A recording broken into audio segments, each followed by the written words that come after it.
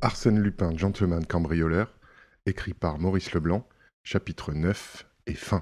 Herlock Sholmès arrive trop tard. C'est étrange ce que vous ressemblez à Arsène Lupin, Valmont. Vous le connaissez? Oh, comme tout le monde, par ses photographies, dont aucune n'est pareille aux autres, mais dont chacune laisse l'impression d'une physionomie identique, qui est bien la vôtre. Horace Valmont paraît plutôt vexé. N'est-ce pas, mon cher Devanne? Et vous n'êtes pas le premier à m'en faire la remarque, croyez-le. C'est au point, insista Devanne, que si vous n'aviez pas été recommandé par mon cousin d'Estevan, et si vous n'étiez pas le peintre connu dont j'admire les belles marines, je me demande si je n'aurais pas averti la police de votre présence à Dieppe. La boutade fut accueillie par un rire général. Il y avait là, dans la grande salle à manger du château de Thibermesnil, outre Velmont, l'abbé Gélis, curé du village, et une douzaine d'officiers dont les régiments manœuvraient aux environs, et qui avaient répondu à l'invitation du banquier Georges Devanne et de sa mère. L'un d'eux s'écria: mais est-ce que, précisément, Arsène Lupin n'a pas été signalé sur la côte, après son fameux coup du rapide de Paris au Havre? Parfaitement. Il y a de cela 3 mois, et la semaine suivante, je faisais connaissance au casino de notre excellent Velmont, qui, depuis, a bien voulu m'honorer de quelques visites. Agréable préambule d'une visite domiciliaire plus sérieuse qu'il me rendra l'un de ces jours, ou plutôt l'une de ces nuits. On rit de nouveau et l'on passa dans l'ancienne salle des gardes, vaste pièce, très haute, qui occupe toute la partie inférieure de la tour Guillaume, et où Georges Devanne a réuni les incomparables richesses accumulées à travers les siècles par les sires de Thibermesnil. Des bahuts et des crédences, des landiers, des girandoles la décorent. De magnifiques tapisseries pendent aux murs de pierre. Les embrasures des 4 fenêtres sont profondes, munies de bancs, et se terminent par des croisées ogivales à vitraux encadrés de plomb. Outre la porte et la fenêtre de gauche, s'érige une bibliothèque monumentale de style Renaissance, sur le fronton de laquelle on lit, en lettres d'or, Thibermesnil, et au-dessous, la fière devise de la famille. Fais ce que tu veux. Et comme on allumait des cigares, Devanne reprit. Seulement, dépêchez-vous, Velmont, c'est la dernière nuit qui vous reste. Et pourquoi? Fit le peintre, qui décidément prenait la chose en plaisantant. Devanne allait répondre quand sa mère lui fit signe. Mais l'excitation du dîner, le désir d'intéresser ses hôtes l'emportèrent. Bah, murmura-t-il, je puis parler maintenant. Une indiscrétion n'est plus à craindre. On s'assit autour de lui avec une vive curiosité, et il déclara, de l'air satisfait de quelqu'un qui annonce une grosse nouvelle. Demain, à 4 heures du soir, Herlock Sholmès, le grand policier anglais pour qui il n'est point de mystère, Herlock Sholmès, le plus extraordinaire déchiffreur d'énigmes que l'on ait jamais vu, le prodigieux personnage qui semble forgé de toutes pièces par l'imagination d'un romancier, Herlock Sholmès sera mon hôte. On se récria. Herlock Sholmès à Thibermesnil? C'était donc sérieux? Arsène Lupin se trouvait réellement dans la contrée? Arsène Lupin et sa bande ne sont pas loin. Sans compter l'affaire du baron Cahorn, à qui attribuer les cambriolages de Montigny, de Gruchet, de Graville, sinon à notre voleur national. Aujourd'hui, c'est mon tour. Et vous êtes prévenu? Comme le fut le baron Cahorn? Le même truc ne réussit pas 2 fois. Alors? Alors voici. Il se leva, et désignant du doigt, sur l'un des rayons de la bibliothèque, un petit espace vide entre 2 énormes in-folios. Il y avait là un livre du XVIe siècle, intitulé La Chronique de Thibermesnil, et qui était l'histoire du château depuis sa construction par le duc Rollon sur l'emplacement d'une forteresse féodale. Il contenait 3 planches gravées. L'une représentait une vue cavalière du domaine dans son ensemble, la seconde le plan des bâtiments, et la troisième, j'appelle votre attention là-dessus, le tracé d'un souterrain dont l'une des issues s'ouvre à l'extérieur de la première ligne des remparts, et dont l'autre aboutit ici, oui, dans la salle même où nous nous tenons. Or, ce livre a disparu depuis le mois dernier. Fichtre, dit Velmont. C'est mauvais signe. Seulement cela ne suffit pas pour motiver l'intervention d'Herlock Sholmès. Certes, cela n'eût point suffi s'il ne s'était passé un autre fait qui donne à celui que je viens de vous raconter toute sa signification.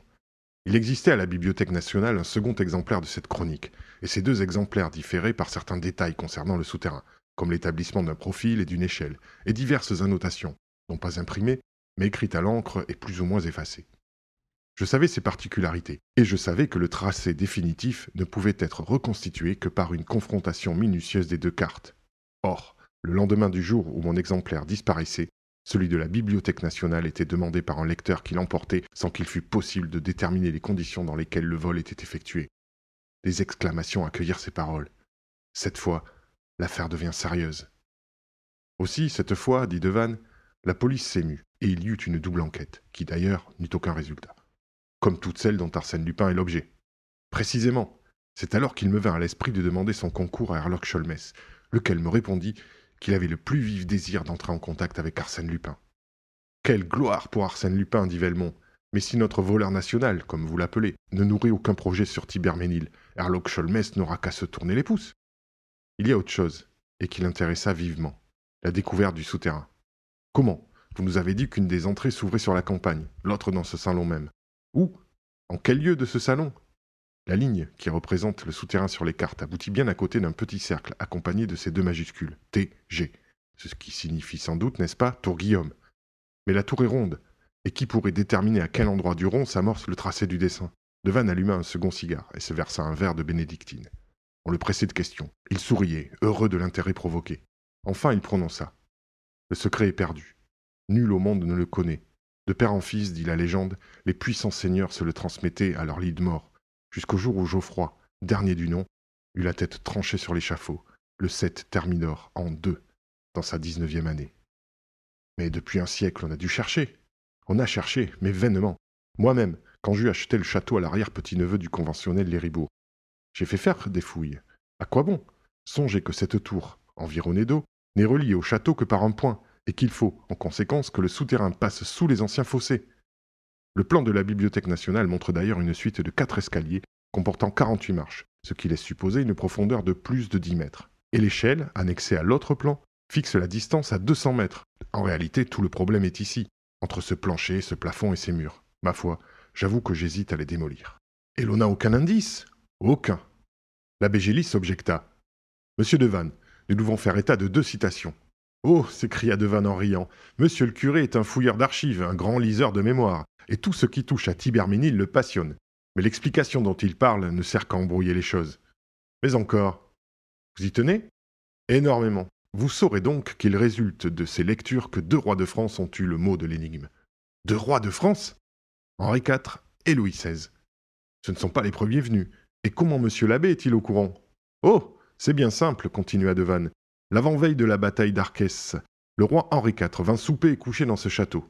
À 11 heures du soir, Louise de Tancarville, la plus jolie dame de Normandie, fut introduite auprès de lui par le souterrain avec la complicité du duc Edgar, qui, en cette occasion, livra le secret de famille. Ce secret, Henri IV le confia plus tard à son ministre Sully, qui raconte l'anecdote dans ses royales économies d'État, sans l'accompagner d'autre commentaire que cette phrase incompréhensible. La hache tournoie dans l'air qui frémit, mais l'aile s'ouvre, et l'on va jusqu'à Dieu. Il y eut un silence, et Valmont ricana. Ce n'est pas d'une clarté aveuglante, n'est-ce pas? Monsieur le curé veut que Sully ait noté par là le mot de l'énigme, sans trahir le secret des scribes auxquels il dictait ses mémoires. L'hypothèse est ingénieuse, je l'accorde, mais qu'est-ce que la hache qui tournoie? Et l'oiseau qui s'envole? Et qu'est-ce qui va jusqu'à Dieu? Mystère. Valmont reprit. Et ce bon Louis XVI, fût-ce également pour recevoir la visite d'une dame qu'il se fait ouvrir le souterrain? Je l'ignore. Tout ce qu'il est permis de dire, c'est que Louis XVI a séjourné en 1784 à Thiberménil, et que la fameuse armoire de fer, trouvée au Louvre sur dénonciation de Gamin, renfermait un papier avec ces mots écrits par lui-même.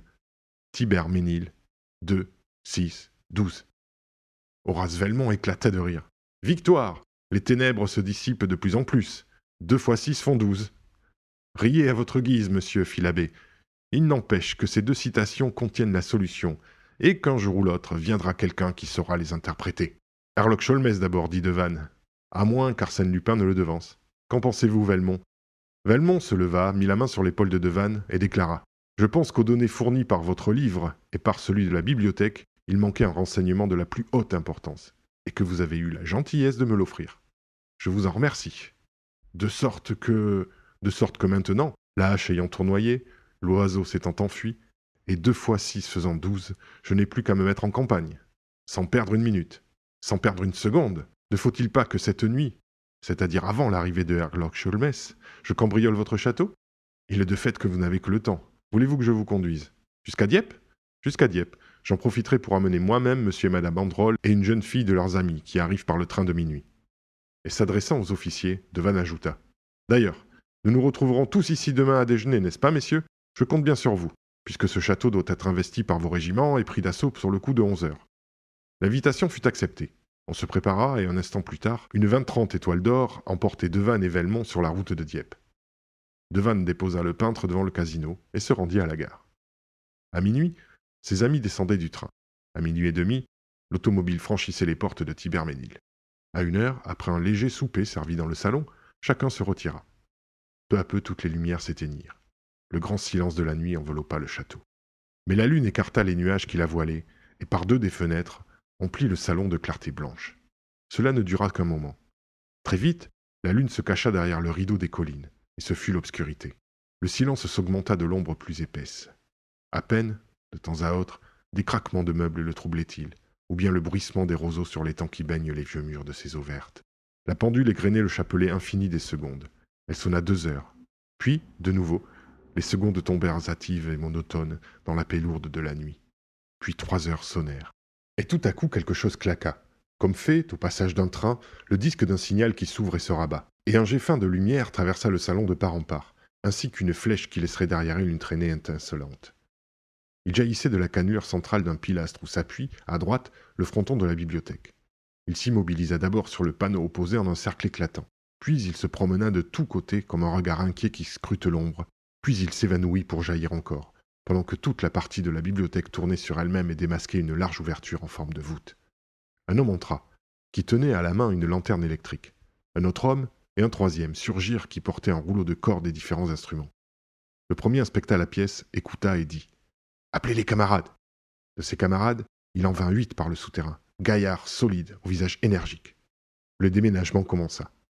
Ce fut rapide. Arsène Lupin passait d'un meuble à l'autre, l'examinait, et, suivant ses dimensions ou sa valeur artistique, lui faisait grâce ou ordonnait « Enlevez !» Et l'objet était enlevé, avalé par la gueule béante du tunnel, expédié dans les entrailles de la terre. Et ainsi furent escamotés 6 fauteuils et 6 chaises Louis XV, et des tapisseries d'Aubusson, et des girandoles signées Gouttière, et 2 fragonards, et un nattier, et un buste de Houdon, et des statuettes. Quelquefois, Lupin s'attardait devant un magnifique bahut ou un superbe tableau et soupirait « Trop lourd celui-là, trop grand, quel dommage !» Et il continuait son expertise. En 40 minutes, le salon fut désencombré, selon l'expression d'Arsène. Et tout cela s'était accompli dans un ordre admirable, sans aucun bruit, comme si tous les objets que maniaient ces hommes eussent été garnis d'épaisses ouates. Il dit alors au dernier d'entre eux, qui s'en allait, porteur d'un cartel signé Boule, « Inutile de revenir, il est entendu, n'est-ce pas, qu'aussitôt l'autocamion chargé, vous filez jusqu'à la grange de Roquefort. Mais vous, patron, qu'on me laisse la motocyclette. » L'homme parti, il repoussa tout contre le pont mobile de la bibliothèque. Puis, après avoir fait disparaître les traces du déménagement, effacé les marques de pas, il souleva une portière et pénétra dans une galerie qui servait de communication entre la tour et le château. Au milieu, il y avait une vitrine. Et c'était à cause de cette vitrine qu'Arsène Lupin avait poursuivi ses investigations. Elle contenait des merveilles, une collection unique de montres, de tabatières, de bagues, de châtelaines, de miniatures du plus joli travail. Avec une pince, il força la serrure. Et ce lui fut un plaisir inexprimable que de saisir ces joyaux d'or et d'argent, ces petites œuvres d'un art si précieux et si délicat. Il avait passé en bandoulière autour de son cou un large sac de toile spécialement aménagé pour ses aubaines. Il le remplit. Et il remplit aussi les poches de sa veste, de son pantalon et de son gilet. Et il refermait son bras gauche sur une pile de ces réticules en perles si goûtées de nos ancêtres et que la mode actuelle recherchait si passionnément, lorsqu'un léger bruit frappa son oreille. Il écouta. Il ne se trompait pas. Le bruit se précisait. Et soudain il se rappela. À l'extrémité de la galerie, un escalier intérieur conduisait à un appartement inoccupé jusqu'ici, mais qui était, depuis ce soir, réservé à cette jeune fille que Devanne avait été chercher à Dieppe avec ses amis d'Androl. D'un geste rapide, il pressa du doigt le ressort de sa lanterne. Elle s'éteignit.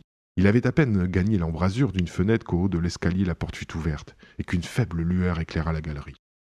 Il eut la sensation, car à demi caché par un rideau il ne voyait point, qu'une personne descendait les premières marches avec précaution.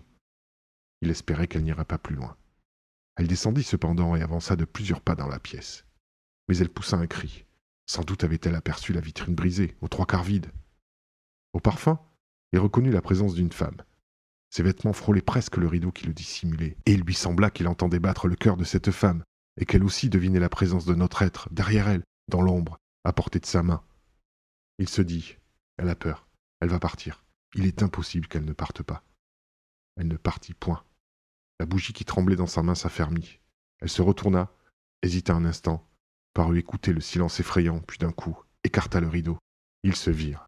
Arsène murmura, bouleversé. « Vous, mademoiselle !» C'était Miss Nelly.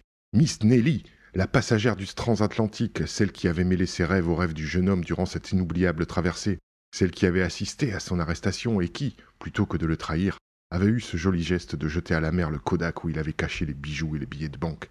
Miss Nelly, la chère et souriante créature dont l'image avait si souvent attristé ou réjoui ces longues heures de prison. Le hasard était si prodigieux qu'il les mettait en présence l'un de l'autre dans ce château et à cette heure de la nuit, qu'ils ne bougeaient point, et ne prononçaient pas une parole, stupéfaits, comme hypnotisés par l'apparition fantastique qu'ils étaient l'un pour l'autre. Chancelante, brisée d'émotion, Miss Nelly dut s'asseoir. Il resta debout en face d'elle, et peu à peu, au cours des secondes interminables qui s'écoulèrent, il eut conscience de l'impression qu'il devait donner en cet instant, les bras chargés de bibelots, les poches gonflées et son sac rempli à en crever. Une grande confusion l'envahit, et il rougit de se trouver là, dans cette vilaine posture du voleur qu'on prend en flagrant délit. Pour elle, désormais, quoi qu'il advint, il était le voleur, celui qui met la main dans la poche des autres, celui qui crochette les portes et s'introduit furtivement. Une des montres roula sur le tapis, une autre également, et d'autres choses encore allaient glisser de ses bras, qu'il ne savait comment retenir. Alors, se décidant brusquement, il laissa tomber sur le fauteuil une partie de ses objets, vida ses poches et se défit de son sac. Il se sentit plus à l'aise devant Nelly, et il fit un pas vers elle avec l'intention de lui parler. Mais elle eut un geste de recul, puis se leva vivement, comme prise d'effroi, et se précipita vers le salon. La portière se referma sur elle, il la rejoignit. Elle était là, interdite, tremblante, et ses yeux contemplaient avec terreur l'immense pièce dévastée.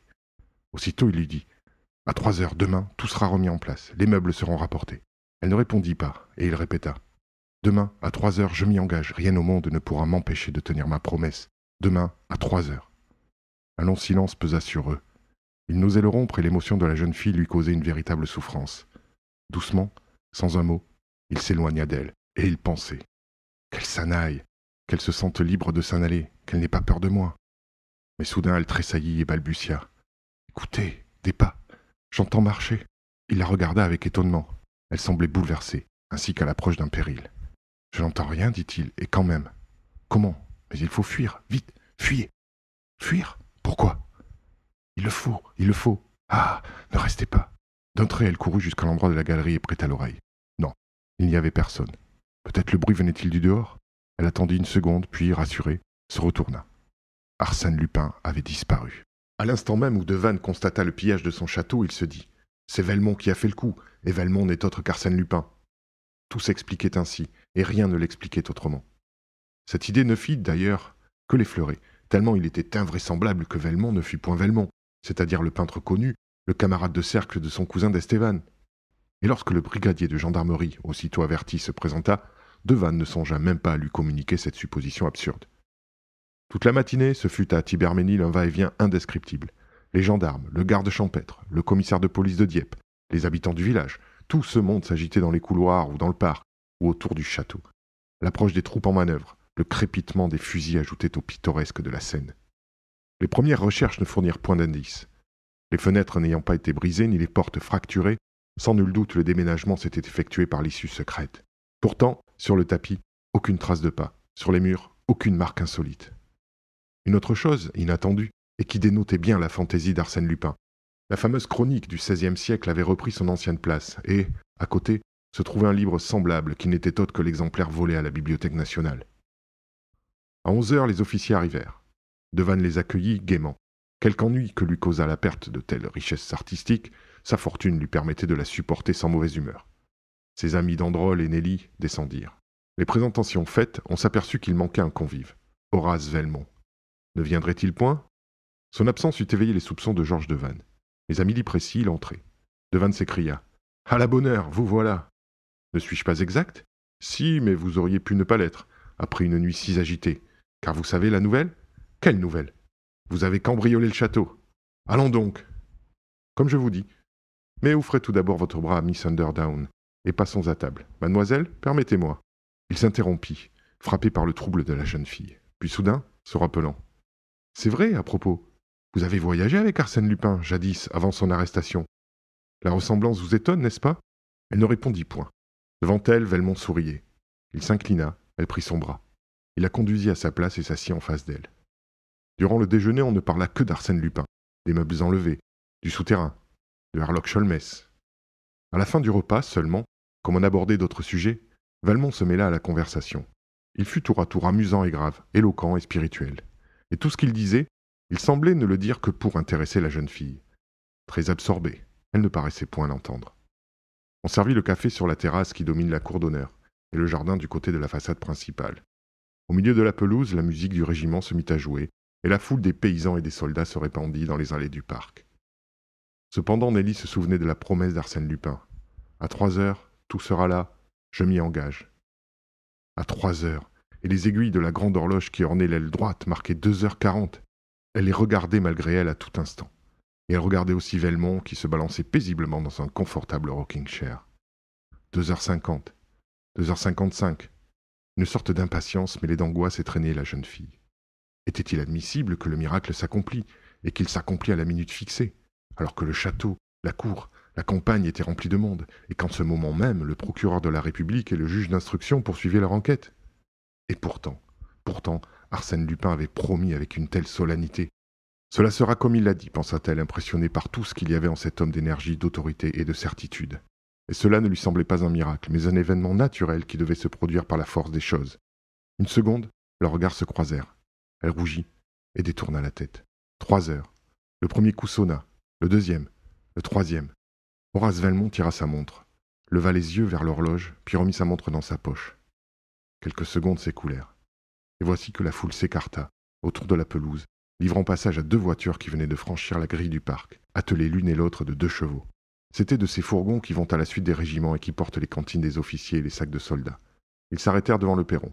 Un sergent Fourier sauta de l'un des sièges et demanda M. Devanne. Devanne accourut et descendit les marches.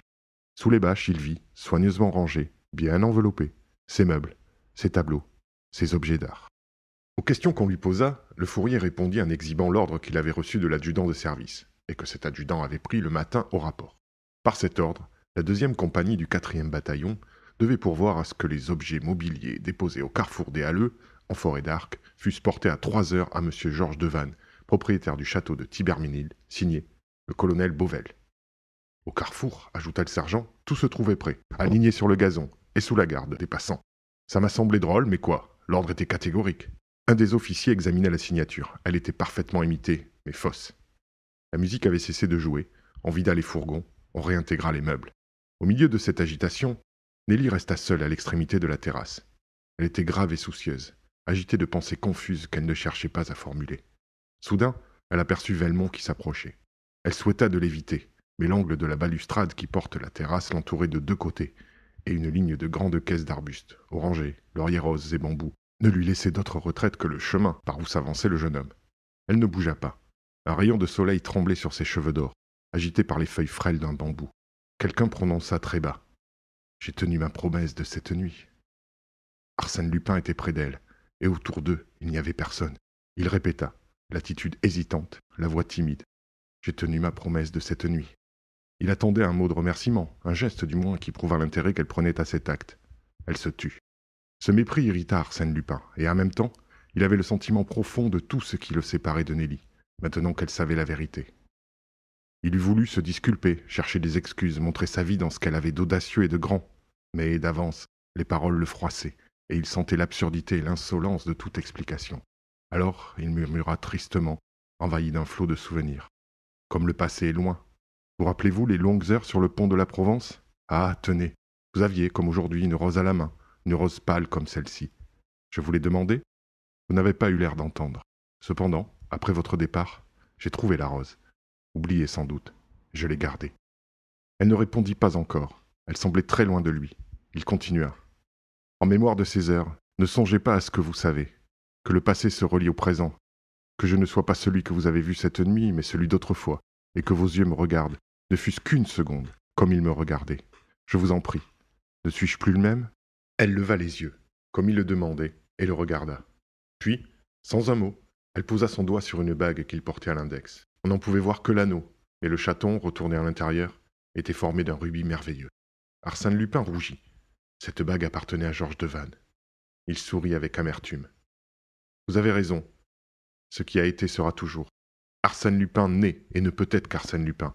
Et entre vous et lui, il ne peut même pas y avoir un souvenir. Pardonnez-moi, j'aurais dû comprendre que ma seule présence auprès de vous est un outrage. Il s'effaça le long de la balustrade, le chapeau à la main. Nelly passa devant lui. Il fut tenté de la retenir, de l'implorer. L'audace lui manqua, et il la suivit des yeux, comme un jour lointain où elle traversait la passerelle sur le quai de New York. Elle monta les degrés qui conduisent à la porte. Un instant encore, sa fine silhouette se dessina parmi les marbres du vestibule. Il ne la vit plus. Un nuage obscurcit le soleil. Arsène Lupin observait, immobile, la trace des petits pas empreints dans le sable. Tout à coup, il tressaillit. Sur la chaise de bambou contre laquelle Nelly s'était appuyée gisait la rose pâle qu'il n'avait pas osé lui demander.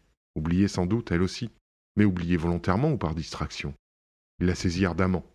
Des pétales s'en détachèrent. Il les ramassa un à un, comme des reliques. « Allons, se dit-il, je n'ai plus rien à faire ici. D'autant que si Herlock Sholmès s'en mêle, ça pourrait devenir mauvais. » Le parc était désert. Cependant, près du pavillon qui commande l'entrée, se tenait un groupe de gendarmes. Il s'enfonça dans les taillis, escalada le mur d'enceinte et prit, pour se rendre à la gare la plus proche, un sentier qui serpentait parmi les champs. Il n'avait point marché durant 10 minutes que le chemin se rétrécit, encaissé entre deux talus, et comme il arrivait dans ce défilé, quelqu'un s'y engageait qui venait en sens inverse. C'était un homme d'une 50aine d'années peut-être, assez fort, la figure rasée, et dont le costume précisait l'aspect étranger. Il portait à la main une lourde canne, et une sacoche pendait à son cou. Ils se croisèrent. L'étrangère dit, avec un accent anglais à peine perceptible. « Excusez-moi, monsieur, est-ce bien ici la route du château ?»« Tout droit, monsieur, et à gauche dès que vous serez au pied du mur. On vous attend avec impatience. »« Ah ? Oui, mon ami Devanne nous annonçait votre visite dès hier soir. Tant pis pour monsieur Devanne, s'il a trop parlé. Et je suis heureux d'être le premier à vous saluer. Herlock Sholmès n'a pas d'admirateur plus fervent que moi. » Il y eut dans sa voix une nuance imperceptible d'ironie qu'il regretta aussitôt, car Herlock Sholmès le considéra des pieds à la tête, et d'un œil à la fois si enveloppant et si aigu, qu'Arsène Lupin eut l'impression d'être saisi, emprisonné, enregistré par ce regard, plus exactement et plus essentiellement qu'il ne l'avait été par aucun appareil photographique. Le cliché est pris, pensa-t-il. Plus la peine de me déguiser avec ce bonhomme-là. Seulement, m'a-t-il reconnu? Ils se saluèrent. Puis un bruit de pas résonna, un bruit de chevaux qui caracolent dans un cliquetis d'acier. C'étaient les gendarmes. Les deux hommes durent se coller contre le talus, dans l'herbe haute, pour éviter d'être bousculés. Les gendarmes passèrent, et comme ils se suivaient à une certaine distance, ce fut assez long. Et Lupin songeait. Tout dépend de cette question. M'a-t-il reconnu? Si oui, il y a bien des chances pour qu'il abuse de la situation. Le problème est angoissant. Quand le dernier cavalier les eut dépassés, Herlock Sholmès se releva et, sans rien dire, brossa son vêtement sali de poussière. La courroie de son sac était embarrassée d'une branche d'épine. Arsène Lupin s'empressa. Une seconde encore, ils s'examinèrent. Et, si quelqu'un avait pu les surprendre à cet instant, c'eût été un spectacle émouvant que la première rencontre de ces deux hommes si puissamment armés, tous deux vraiment supérieurs, et destinés fatalement par leurs aptitudes spéciales à se heurter comme deux forces égales que l'ordre des choses pousse l'une contre l'autre à travers l'espace. Puis l'Anglais dit « Je vous remercie, monsieur. »« Tout à votre service, » répondit Lupin. Ils se quittèrent. Lupin se dirigea vers la station, Herlock Sholmès vers le château. Le juge d'instruction et le procureur étaient partis après de vaines recherches, et l'on attendait Herlock Sholmès avec une curiosité que justifiait sa grande réputation. On fut un peu déçu par son aspect de bon bourgeois, qui différait si profondément de l'image qu'on se faisait de lui. Il n'avait rien du héros de roman, du personnage énigmatique et diabolique qu'évoque en nous l'idée de Herlock Sholmès. Devanne, cependant, s'écria, plein d'exubérance. « Enfin, maître, c'est vous! Quel bonheur! Il y a si longtemps que j'espérais. Je suis presque heureux de tout ce qui s'est passé, puisque cela me vaut le plaisir de vous voir. Mais à propos, comment êtes-vous venu? Par le train. Quel dommage! Je vous avais cependant envoyé mon automobile au débarcadère. Une arrivée officielle, n'est-ce pas? Avec tambour et musique. Excellent moyen pour me faciliter la besogne, bougonna l'Anglais. Ce ton peu engageant déconcerta Devanne, qui, s'efforçant de plaisanter, reprit. La besogne, heureusement, est plus facile que je ne vous l'avais écrit. Et pourquoi? Parce que le vol a eu lieu cette nuit. Et si vous n'aviez pas annoncé ma visite, monsieur, il est probable que le vol n'aurait pas eu lieu cette nuit. Et quand donc? Demain ou un autre jour. Et en ce cas, Lupin eût été pris au piège. Et mes meubles n'auraient pas été enlevés. Mes meubles sont ici. Ici? Ils ont été rapportés à 3 heures. Par Lupin? Par 2 fourgons militaires.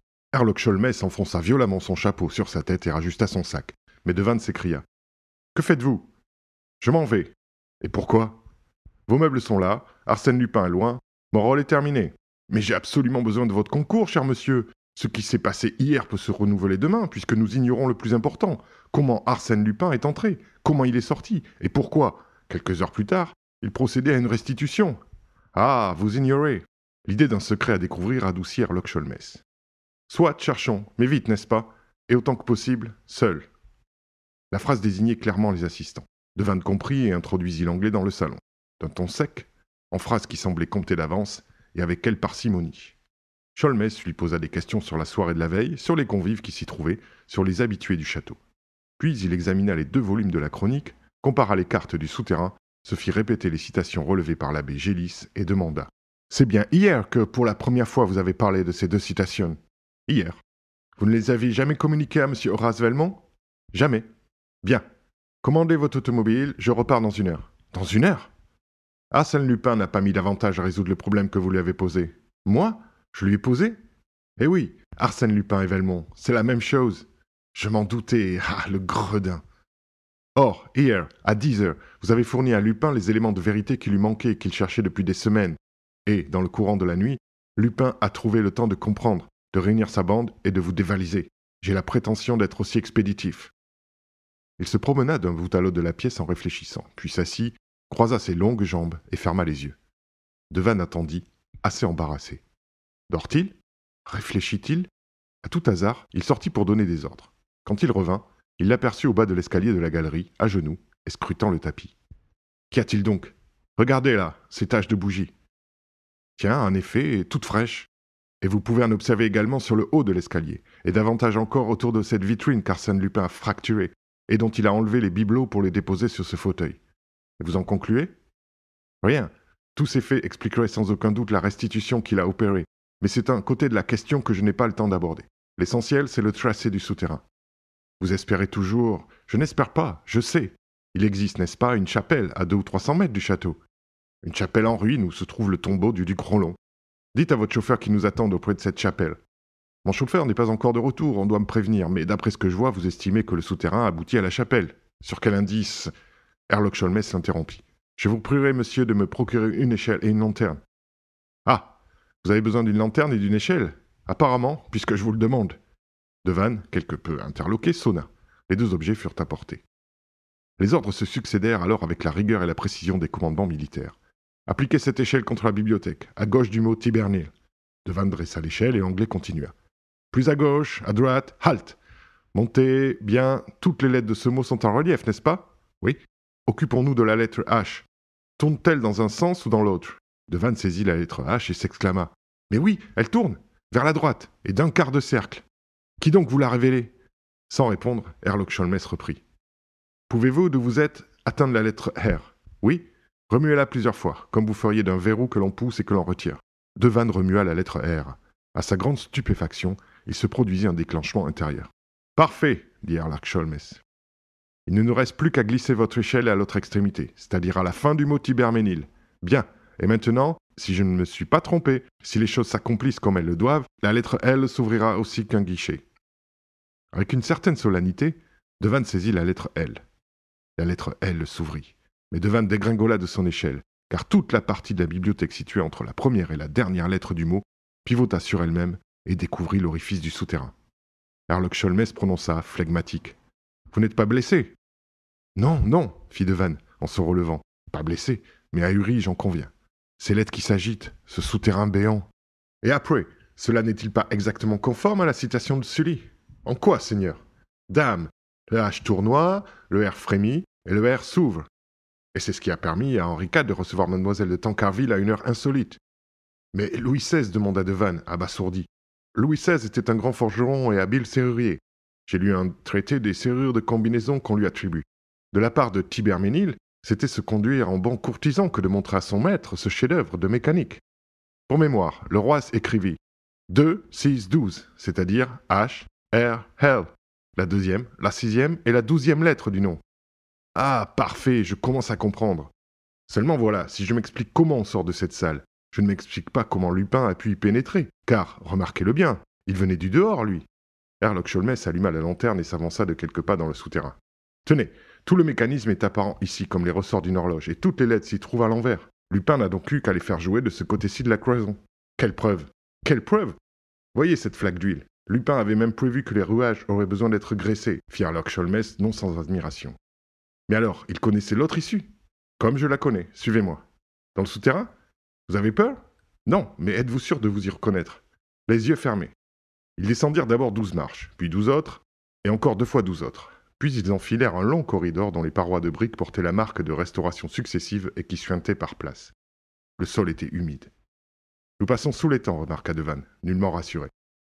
Le couloir aboutit à un escalier de 12 marches, suivi de 3 autres escaliers de 12 marches, qu'ils remontèrent péniblement, et ils débouchèrent dans une petite cavité taillée à même le roc. Le chemin n'allait pas plus loin. « Diable !» murmura Herlock Sholmès. « Rien que des murs nus. Cela devient embarrassant. Si l'on retournait, murmura Devanne, car enfin, je ne vois nullement la nécessité d'en savoir plus long. Je suis édifié. Mais, ayant levé la tête, l'Anglais poussa un soupir de soulagement, car au-dessus d'eux se répétait le même mécanisme qu'à l'entrée. Il n'eut qu'à faire manœuvrer les 3 lettres. Un bloc de granit bascula.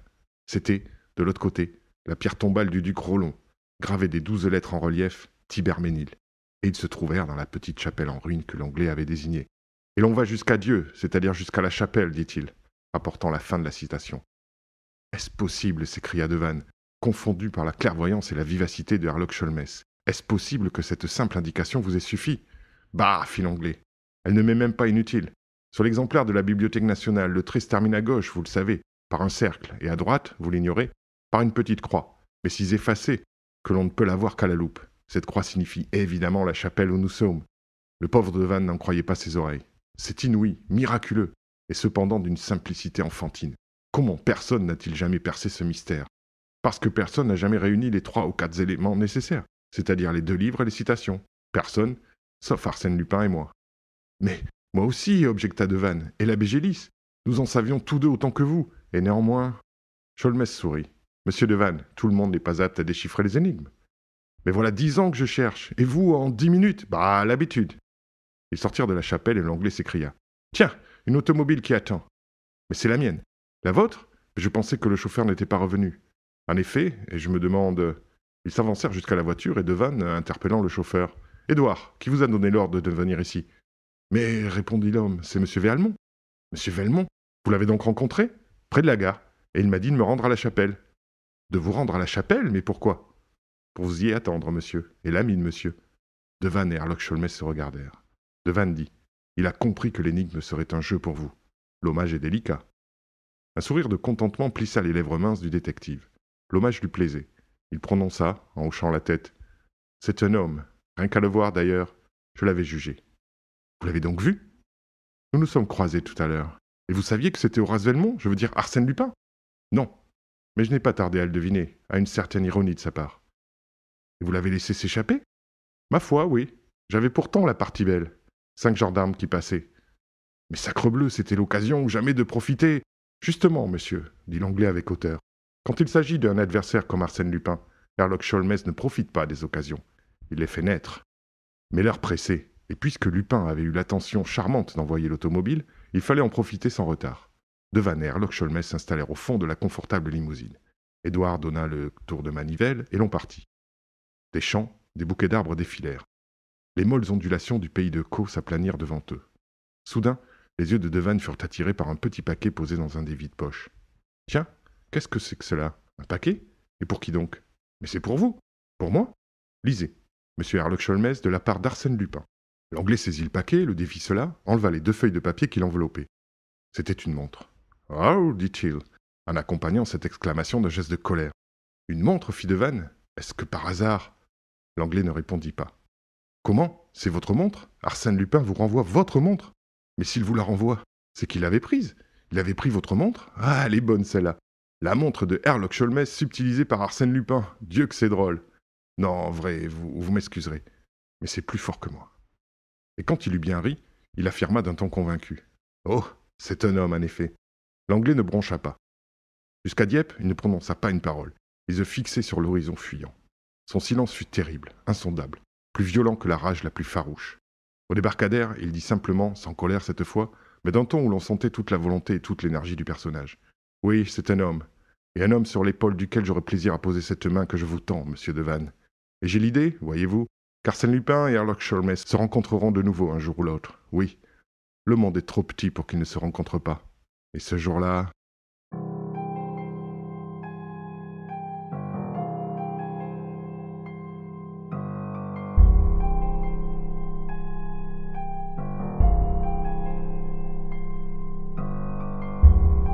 Fin de la lecture du 9e et dernier chapitre d'Arsène Lupin, gentleman cambrioleur, écrit par Maurice Leblanc, en vous remerciant pour votre écoute et en vous invitant à vous abonner à notre chaîne pour ne rien rater de nos prochains livres audio. N'hésitez pas à laisser un commentaire afin de nous faire part de vos remarques. À bientôt sur Frisson d'hiver.